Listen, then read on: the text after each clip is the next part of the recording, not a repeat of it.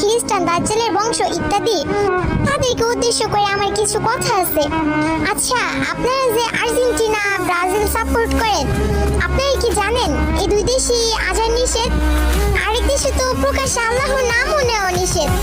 আর যেখানে বিটিএস এর সদস্যরা আজানের সময় কনসার্ট বন্ধ করে দেয়, তাদের কনসার্টে মুসলিম আর্মিদের নামাজের ব্যবস্থা করে দেয়, মিটআপের সময় মুসলিম ফ্যানদের গায়ে টাচ করে না, অপবিত্র হবে এর জন্য। হতে পারে তারা অন্য ধর্মের, কিন্তু সবাইকে সম্মান করতে জানে, যা সবাই পারে না। মুসলিম ধর্মে কোথাও লেখা আছে যে অমুসলিমদের